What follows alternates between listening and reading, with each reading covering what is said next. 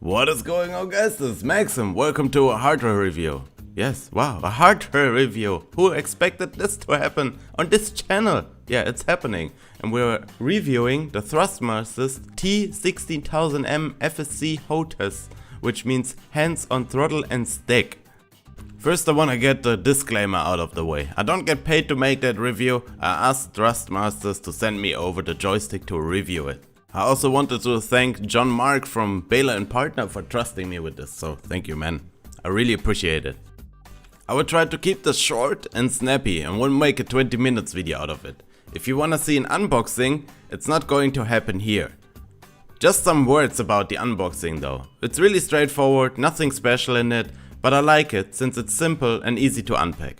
Let's get the pricing directly out of the way. This thing right now on the German Amazon page will cost you 120 euro. And on the American Amazon page, you will pay around $100 by the time this video was made. Man, you Americans get stuff cheap. As you can see, the joystick and the throttle look beautiful. I've always been a fan of the black and orange theme, so yeah, there's that. I mean, some people might not like the pretty colorful theme, right? But it's much better than some of the other stuff out there. So let's have a look at the throttle first. The throttle is really easy to push back and forward and slides super smooth. I'm even able to push it with barely any force with one finger, as you can see. On the side of the throttle we'll find two 4-way head switches and one 8-way head switch. Also on the lower side you'll find a little orange button.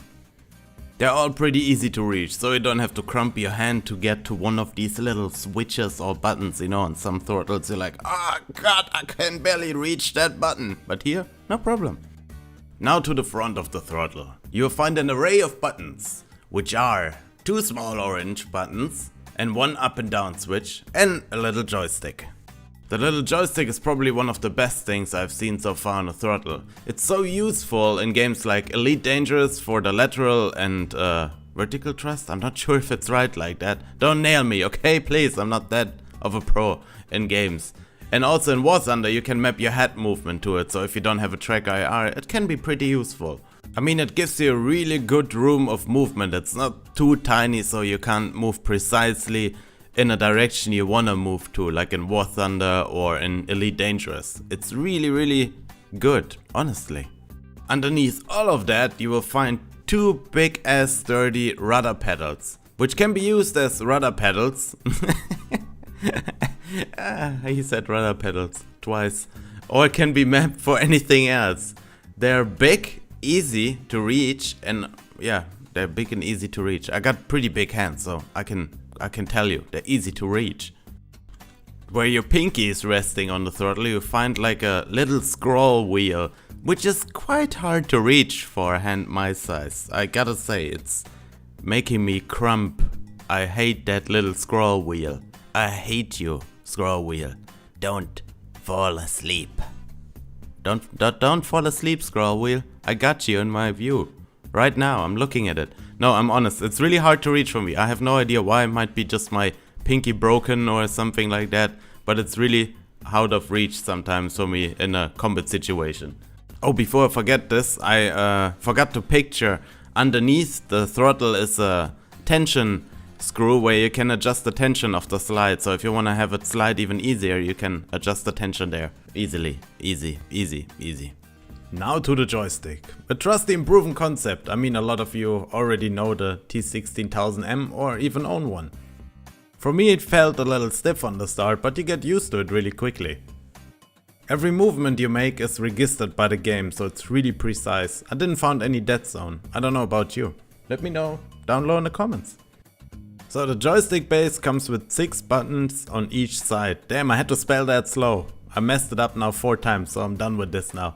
So they're pointing toward the ones that are pointing towards you have like little knobs on them, so you can't press any wrong buttons in a combat situation.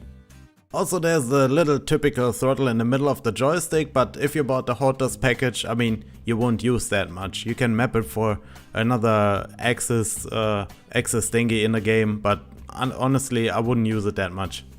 So to the top part of the joystick, the buttons here feel really solid and don't wobble around too much. You get 3 buttons on the top, plus a trigger and an 8-way head switch. Damn, that's a mouthful.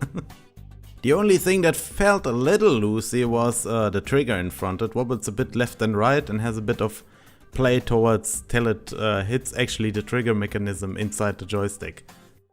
As we watch me playing Elite Dangerous in the background, I want to give my verdict to the whole package. Should you buy it if you wanna just try out a Hotas setup? Yes, totally. Of course there's a cheaper option, the T.Flight Hotas X, but honestly, if you save up another €80 you can buy the T.16000m FCS HOTAS Package, which gives you way more mapping options than the T.Flight Hotas X. Trust me, I played Elite Dangerous and with the T.Flight Hotas X it's not that easy. You gotta map like crossover macro mapping thingies, you know, it's not easy. I didn't do it myself, I downloaded a preset. And it's especially way more precise than the T.Flight Hotas X. 10 times more precise. That's the problem I had with the T.Flight Hotas X. It just never felt precise enough to use, for example, in Elite Dangerous fixed weapons. It never did, which the T.16000m totally changed. Solid build quality, really precise, wouldn't go back for $1 million. Maybe for $1 million. Maybe. No, I would go back for $1 million. Who wouldn't go back for $1 million? Please, you could buy 10 times, million times the joysticks, okay? Please, don't judge me. Also, the throttle and the joystick come with different USB connections, so you have 2 USB connectors and you can easily just use the throttle or the joystick. If you have another joystick you can buy the throttle separately, or if you have a throttle you can buy the joystick separately. That's always up to you. So Max, do you got any final words? Yes, I do. Overall a well-rounded package, a good option for newcomer to the sim scene, and even good for good old professionals that already have maybe a good setup and wanna try out something new. Honestly, it's a really good setup.